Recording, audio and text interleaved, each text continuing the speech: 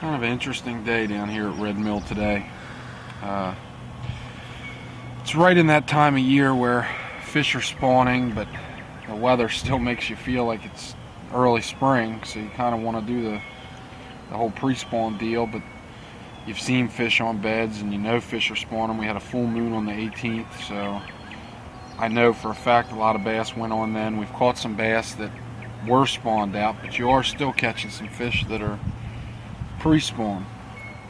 So this is when it starts what we like to call junk fishing, and this will run all the way through pretty much till June, when you can get on a heavy pattern. This is about when it begins. It's where you have 10, 12 different rods out, all rigged with different baits, and at different times you'll throw probably all of them, and on good days you'll catch fish on probably. Buck bass. They could be guarding a bed. Possibility. There we go. This is the second one. The first one got off. It was dark throughout the Colorado. This is a War Eagle. It's a double Colorado. It's hammered copper blades, 3/8 ounce, solid black with a red hook. Same one you saw me catch the biggest one on there last time. Nice bass, 3 pounds. Caught another one about the same size, got right off out of the pads in the dark. We're back here in a spawning cove, and what's happened is the temperature was 85 degrees yesterday. It had been 85 or better, and then all of a sudden the temperature went down to 41 degrees last night, and front's coming through. It's going to rain later this afternoon, and this one came out of wood, and it's already spawned out. There's no eggs in this bass. Stomach's completely red, tail a little red. Kind of just have to poke around and don't get discouraged. You might hit a little flurry where you'll catch 5, 6, 7 bass in one particular area. Then you'll go somewhere else and you'll try to duplicate it, and it won't work. You just got to stay with it, stay confident. They will hit. You just sometimes have to change your bait a little bit, change your color a little bit, presentation, your line size, all different types of things. That's why you want to have so many different lures rigged up. Catch some fish on a swim bait, a chatterbait, a spinnerbait, even a buzz bait. Then you can turn around, throw your wacky rig, your plastics with heavier weights peg, catch them on that. The deal would be, if you could see these fish, would be to catch spawning fish. But a lot of these lakes where we fish, and a lot of places across the country where we fish, that's not the case. You can't always see them. So you got to kind of target areas that shelter bays, get a lot of sunlight, have some kind of cover, whether it's wood cover or lily pads here, and a lot of the lakes in the northeast where you have a hard bottom. So we've got some rocks along the shore, we got lily pads.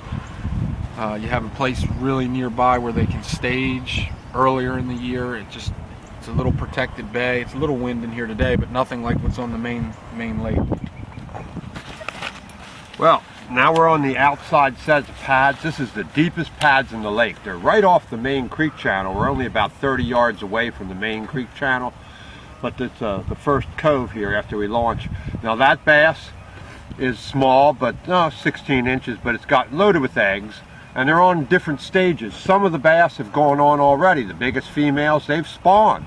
Other ones are just making their beds now, and then other ones are just feeding up and they haven't gone on. They go on in 3 different stages, so they're hitting different types of baits in different spots. Right now we're catching them all in the pads that are in 1 to 4 or 5 feet of water, right off the main lake, back in the little bays, and they're hitting that Colorado hammered War Eagle bait in black. And Kurt's throwing a chatterbait, which I'm sure he's going to get hit on now in a minute, and a Shadowlicious swim bait. So we'll see you guys in a minute with some more, hopefully. He ate it. That fish choked that chatterbait, buddy. Absolutely choked it. Now, I want to show you something here.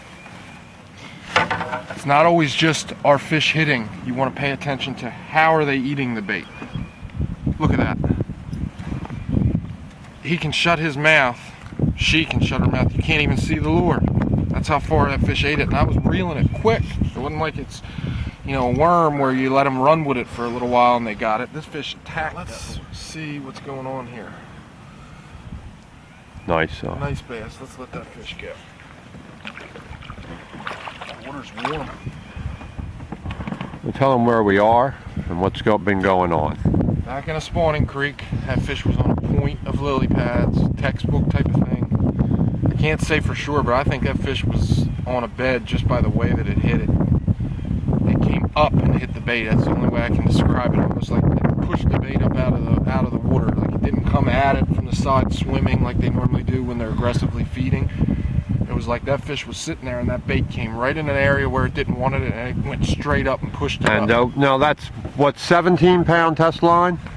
Yes, this is 17-pound mono. I still like the mono a lot of times for the chatterbait, just that little bit of stretch because I fish it in super shallow water. A lot of times I can see the bait and sometimes you're hesitant. You know, your tendency is when you see the fish swirl on the bait, you want to pull it away, and sometimes that little bit of mono, because I'm not using a glass rod. If I was using a glass rod, you could get away with the fluorocarbon, but because I'm using graphite, because I like the feel, some mono. That's a 7-foot St. Croix Mojo rod? Yes. That's really nice for spinner baits and buzz baits. And the Johnny Morris reel performs really well. I'm not a big person a lot of times on the Bass Pro Shops reels, but as far as the way this feels and performs, I love it. We'll just see if it holds up like the Shimano's. Now that's a 3/8 ounce chatterbait, or? That's a 3/8, but I like the half as well. It just happens to be a 3/8. Shallow water, you can, either one's fine. If I'm in the river a lot of times, I like that half. And what has a zoom split tail trailer, and that's the that's the longer skirt or sexy shad skirt? Or? Chartreuse sexy shad perfect skirt, and I put the gold zoom split tail on it.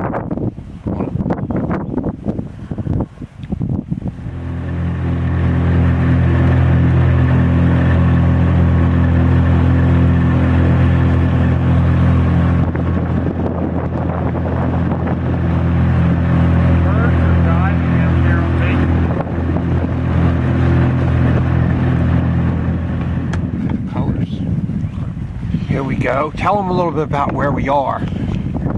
Main spawning creek. That fish, man. That's nice. It's got eggs. Look at the discoloration on it. Yeah. 5 pounds. The eggs actually are coming out of its belly onto my hand. It has just dropped them, I think, or in the process of dropping. Oh, nice bass. Decent fish. She's spawning. We don't want to get her too far away from her bed. Let me let her go and we'll talk a little bit about what we're doing.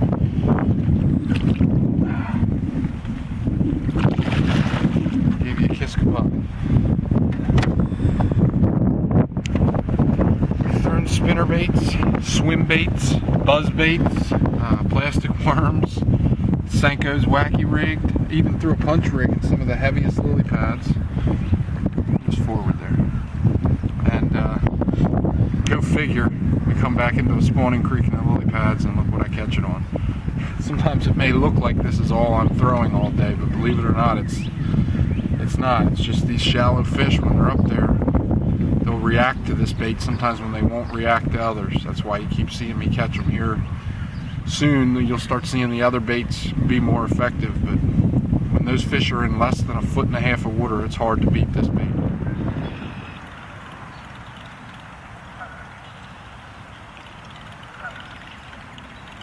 Had 2 giant explosions, 2 different fish in different spots here on this buzzbait.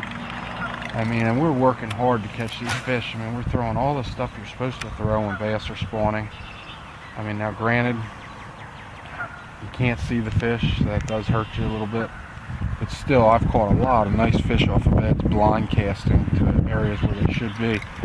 And they're not hitting it. I mean, everything that you would read, everything that I know, that I would tell you on the site. I mean, that's what we've been throwing, and nothing. And they're hitting a chatterbait and a buzzbait on a bed. And a spinnerbait. On a bed. And I know they're on a bed because I watched the one I pulled out and the eggs were dripping and pouring out of it. It just laid them.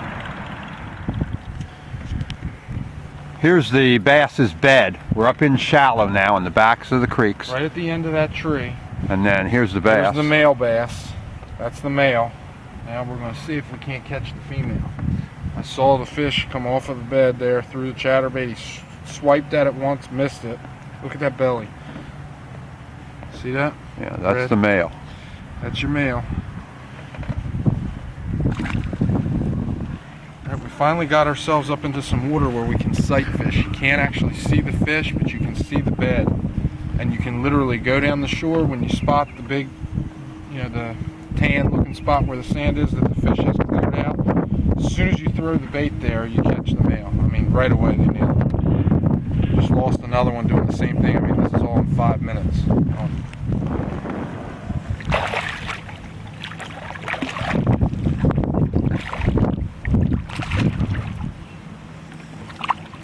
male, I think. Yep. Nice. Tell them where they are now and what we're doing. Well, we were easing along the shore like you just saw us a second ago talking about, and kind of ran out of the thicker pads that were there.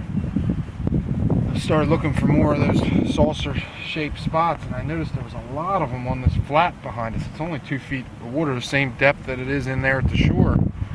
So I thought to myself, I didn't even say anything to Steve, I just threw it out there. I think I said to you, that looks like beds out there. Right away he hit it. So hopefully here we're going to.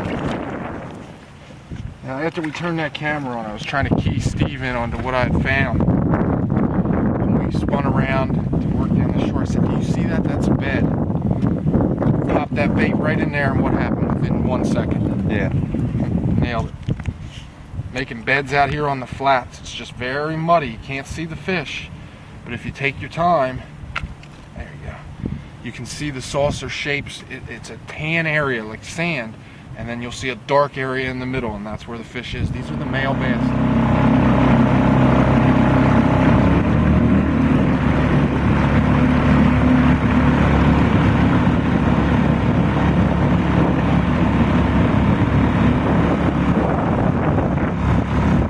Another good day here at Red Mill, down here fishing with my brother.